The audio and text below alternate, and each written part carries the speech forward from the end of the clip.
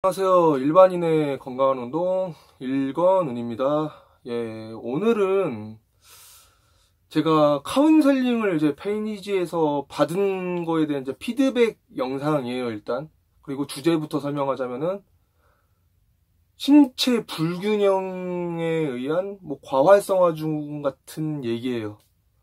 좀 어렵게 말했는데 일단 본론부터 들어가서 바로 쉽게 설명 들어가자면은 제가 카운셀링 받은 내용이 그거였어요. 그러니까 직업 특성상 아니면 자기 준비하는 목표 때문에 특정 동작 역학으로만 계속 운동을 해야 되는, 좀 그분 비하하는 거 아닙니다. 그냥 설명을 쉽게 하기 위해서 설명하자면은 특정한 종목, 특정한 동작의 운동만 편협적으로 해야 될 수밖에 없는 상황일 때, 그렇게 편협적으로 운동을 하게 되면은 어떤 장점과 단점이 있나요라는 질문이었어요. 그래서 좀 다시 더 쉽게 설명을 하자면은 동작 역학이라고 하죠. 전 이거 나중에 따로 설명 영상을 찍을 텐데, 저는 어떤 운동을 보디빌딩 관점에서 이거는 밀리터리 프레스는 어깨 자극 운동이다, 벤치 프레스는 가슴 자극 운동이다라고 부위로 구분하진 않아요. 동작 역학으로 보내요. 그 동작 역학이라는 거, 벤치 프레스, 수평 밀기죠. 밀리터리 프레스, 수직 밀기죠. 이걸 동작 역학이라고 말하는 거예요. 이거는 벤치 프레스는 어깨 근육 자극하는 거, 아니 벤치 프레스는 어깨 근육, 가슴 근육 자극하는 거, 벤치 프레스는 어깨 근육 자극하는 거, 그렇게 부위 관점으로 나누는 게 아니라 수직 밀기, 수평 밀기. 예, 그래서 그분이 제가 방금 설명했듯이 특정 동작 방향으로만 편협적으로 운동했을 때 어떤 장단점이 있냐고 물어본 건데, 장점은 간단해요. 정말 간단해요, 장점. 그 부위가 발달하고 그 방법으로 하는 운동 신경이 발달하겠죠? 이게 좀 쉽게 설명해 드리자면은, 수평 밀기 했을 때 당연히 가슴 근육, 수평 밀기 할 때 쓰이는 전면삼각근이라든가 삼두 발달하겠죠? 수직 밀기도 마찬가지죠? 어깨 발달하고, 여기 조금 자극 먹고, 여기도 발달하고, 그 동작에 쓰이는 근육들이 발달해요. 그리고 그 동작 역학에 쓰이는 운동 신경이 발달하겠죠. 수직 밀기, 아니, 수평 밀기를 열심히 체계적으로 했으면은 수평 밀기에 관련된 운동 신경이 발달하겠죠. 벤치 프레스 당연한 거고, 아마 덤벨 프레스 할 때도 나중에 도움이 될 거예요, 당연히. 이 덤벨로 미는 거. 실생활에서는 이렇게 박스 같은 거 가슴으로 미는 거, 이런 거 할 때도 도움이 되겠죠. 그게 장점이에요, 일단.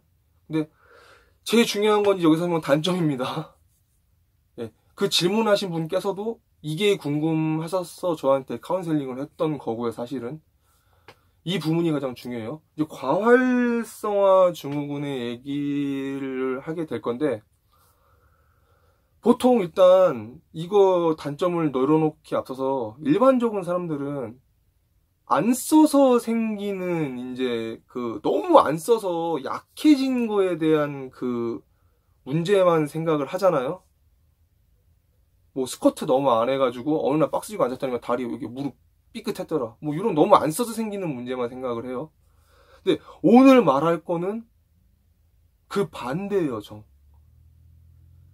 특정 방향에서 특정 근육군만 특정 방법으로 너무 편협적으로 많이 쓰다 보니까는 그 부분이 손상을 받아서 약해진 걸 얘기하는 거예요. 전 이거 과활성화 증후군이라고 부릅니다. 저는 그렇게 불러요. 뭐냐면은 아까 말했죠, 장점에서 수평 밀기, 예, 수직 밀기, 어떤 사람이 이 두 가지만 편협적으로 정말 했다고 예를 들자고요.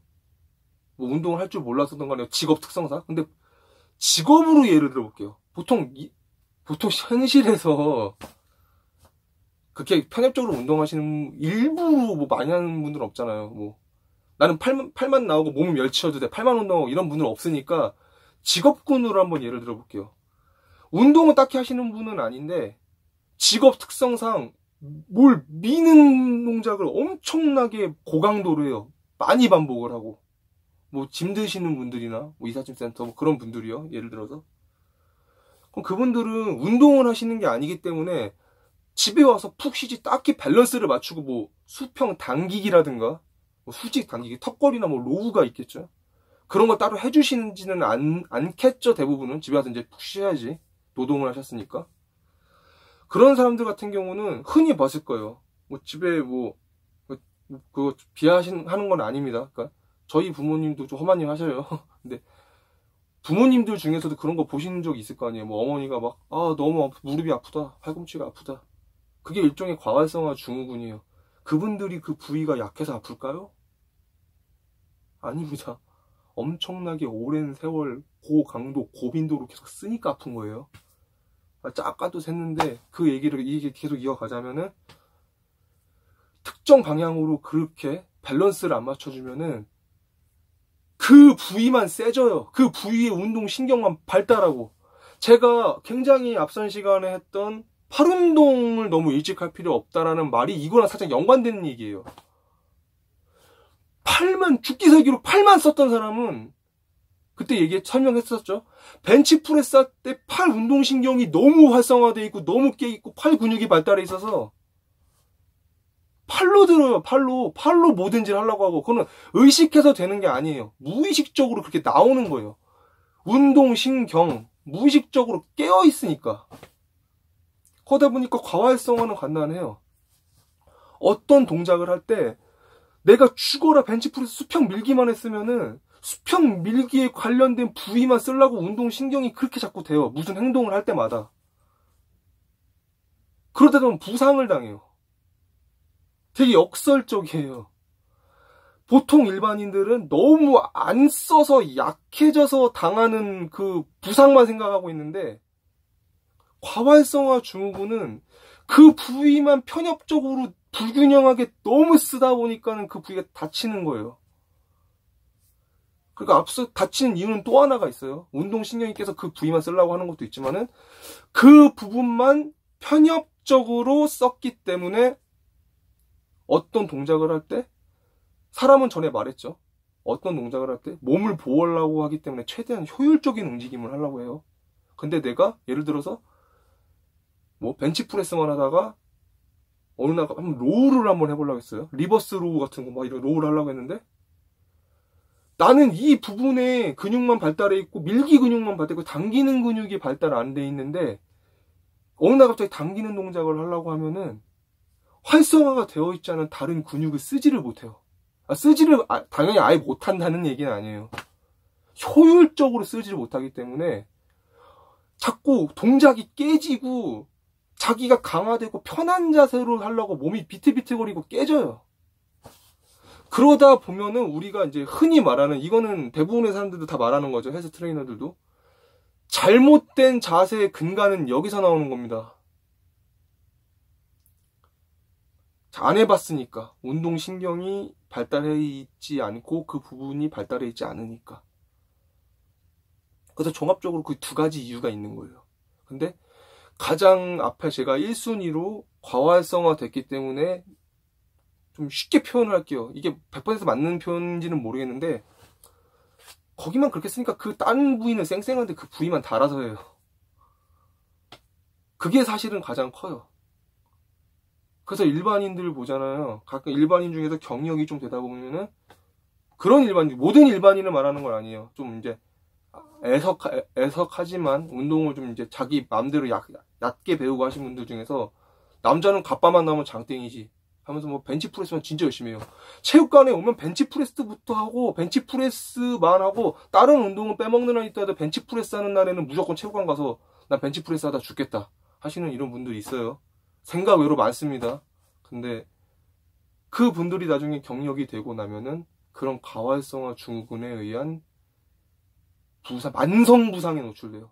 사실 과활성화 증후군으로 일반인들이 어디 하나가 순식간에 뻑 하고 나가는 부상을 당할 일은 거의 없어요. 앞선 시간에도 설명했지만은 그분들은 그런 부상을 당할 정도의 중량 다루지도 못하고 그렇게 자신을 몰아붙일 수도 없어요. 그건 그분들 비하하는 게 아니라 당연한 겁니다. 선수가 아니라 일반인이니까요. 근데 대신에 만성 부상에 노출돼요. 앞서 말했죠. 우리 어머니 아버지들 중에서 좀 힘든 일 하시는 분들 들어오면 허리가 아프다 팔꿈치가 아프다, 무릎이 아프다. 똑같은 겁니다. 근데 그분들은 적어도 그게 직업이고 일이고 그걸로 돈을 버시잖아요. 근데 왜 비싼 돈을 내면서 피곤한 몸을 이끌고 시간까지 투자했는데 그런 육체 노동에 시달리시는 분들이 받는 부상과 그 만성 부상과 같은 거를 왜 떠안으려고 하십니까? 예, 그 얘기를 하려고 하는 겁니다. 운동을 하실 때, 근데 이 영상은 사실은 좀 의미가 없는 영상이긴 해요. 그렇게 운동하시는 분들 사실 많이 없죠. 뭐 이렇게 편협적으로 뭐 난 벤치프레스만 한다든가 뭐 그런 운동 하시는 분은 사실 거의 없는데, 그래도 너무 편협적으로 트레이닝의 그 밸런스에서 한쪽이 높아지게 되면은 그런 일은 당할 수 있습니다. 내가 로우도 하고 턱걸이도 하고 뭐 골고루 하긴 하지만은 뭐 일반인 중에서 아까 말했다시피 난 갑발로 먼저 나와야 될 것 같아서 한 1년 동안 뭐 벤치프레스에 주력하시다 보면은, 그러다 보면은 다른 것도 하기는 하지만은 뭐 특정 수평 미개나 특정 방향의 운동의 그 그래프가 확 뛸 때는 누구나 한 번쯤 겪는 실수예요. 저도 겪었어요. 다 어렸을 때 겪고 하는 얘기예요. 그런 사람들한테 조금 진정하시고 장기적으로 보고 이런 얘기 듣고서 이런 것도 경계를 해야 된다라고 하는 얘기예요. 예. 이거 이렇게 편협적으로 운동하시는 분 많이 없고요. 그렇게 큰일 나진 않을 거예요. 그래도 이런 정보 같은 거는 알고 자신이 운동 프로그램을 짜고 계획을 할 때 생각을 하시면 좋다라는 거죠. 난 갑바만 나오면 장땡이라고 하지만은, 아, 장기적으로 누적 부상을 막고 이 특정 부위가 활성화가 돼가지고 나중에 더 높은 레벨로 올라가서 더 큰 흉근을 가지고 싶은데, 그때 지금 이렇게 그래프의 밸런스가 어긋난 것 때문에 만성 부상이 생겨서 정체되는 것을 막기 위해서 열보 전진을 위한 한보 후퇴라고 말하기는 그렇지만은 뭐 그렇게 예를 들게 편의상요. 후퇴라는 셈 치자 해가지고 하기 싫지만은 이날 하루 정도는 로우도 좀 열심히 해주고, 그 수평 밀기에 반대되는 수직 당기기도 좀 해주시고, 뭐 그렇게 열보 전진을 위해서 현명하게 그래프의 게이지를 밸런스 있게 맞추시라는 사실 의미로 얘기를 한 겁니다. 그러니까 이런 것 너무 안 써서 약해져서 생기는 문제보다 너무 한쪽 방향으로 특정 방법으로 특정 부위만 편협적으로 썼을 때 생기는 문제도 한 번쯤은 경계해 보시라는 얘기예요. 물론 대부분의 일반인들은 약하고 안 써서 문제가 생기겠지만은, 이것도 운동 열심히 하고 열정이 불타오르고 성실함이 합쳐지게 되다 보면은 한 번쯤은 고려할 수 있는 문제입니다. 예, 이거를 설명해 주려고 또 이번에도 길게 얘기했네요. 예, 감사합니다.